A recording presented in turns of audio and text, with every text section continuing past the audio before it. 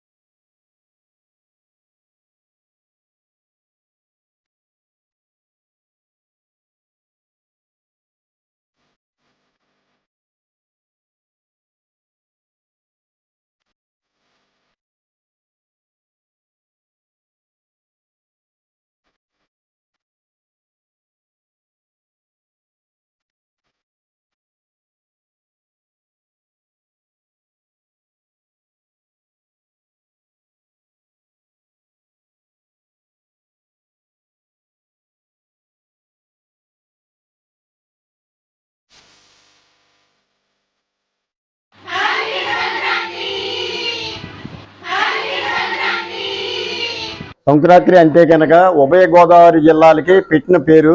ఎక్కడి నుంచి అయినా సరే, స్టేట్లో అవనే, ఇతర స్టేట్ల నుంచి అవనే, కోడి పందాలు కావనే, మిగతా అల్లుళ్ళు అన్న వాళ్ళకి ఉభయ గోదావరి జిల్లాల్లో జరిగిన గౌరవం మిగతా జిల్లాల్లో అంటే పిండి వంటల్లో మాత్రం ఎక్కడ జరగదు.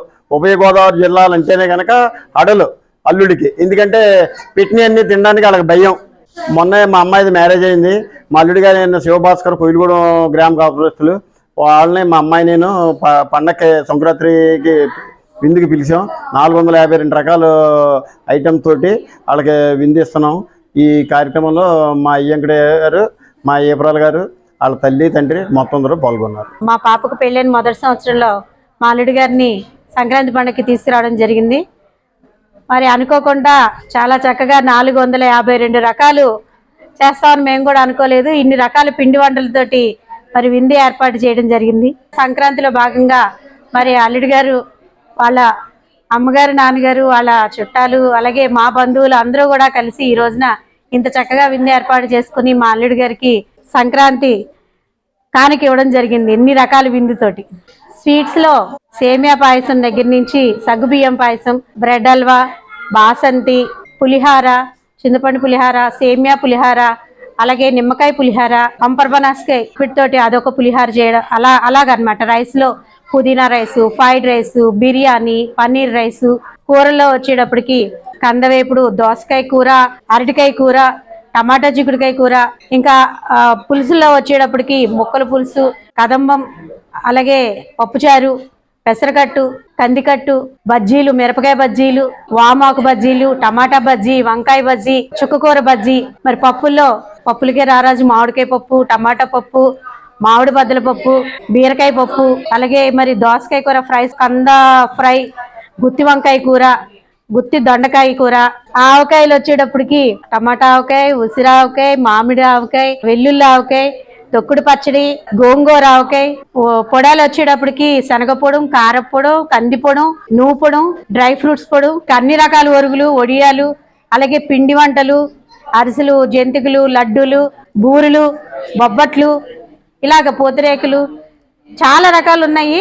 ఇందులో ఇంట్లో తయారు చేసినవి సుమారుగా 150 రకాలు ఇంట్లో చేసినవి ఉన్నాయండి. ఇంత చక్కగా సంప్రదాయ పద్ధతిలో మా అల్లుడి గారికి ఎన్ని రకాలుగా మేము పిండి వంటలు చేసి పెడతాం నేను కూడా కళ్ళ ఊహించలేదు. అనుకోకుండా ఇంత చక్కగా చేయడం చాలా హ్యాపీగా ఉంది, చాలా సంతోషంగా ఉంది. చేయించుకునే వాళ్ళకి అదృష్టం ఉంటేనే చేసే వాళ్ళకి కూడా ఓపిక వస్తుందంట. మరి వాళ్ళిద్దరు అదృష్టం బాగుంది కాబట్టి ఈరోజు మరి మేము ఎంత చక్కగా చేయగలిగా అని చెప్పేసి నేనైతే అనుకుంటున్నాను. మాది ఏలూరు జిల్లా కోయిలగూడెం. అయితే మా అత్తయ్య గారు మామగారు జంగారెడ్డిగూడెం ఆహ్వానించడం జరిగింది సంక్రాంతి సందర్భంగా. ఇలా వచ్చాక నన్ను ఈ 450 వెరైటీలు పిండి వంటలతో సర్ప్రైజ్ చేశారు. చాలా సంతోషంగా ఉంది. ఇలా చేసినందుకు మా అత్తయ్య గారికి మామగారికి కృతజ్ఞతలు తెలుపుకుంటూ సెలవు.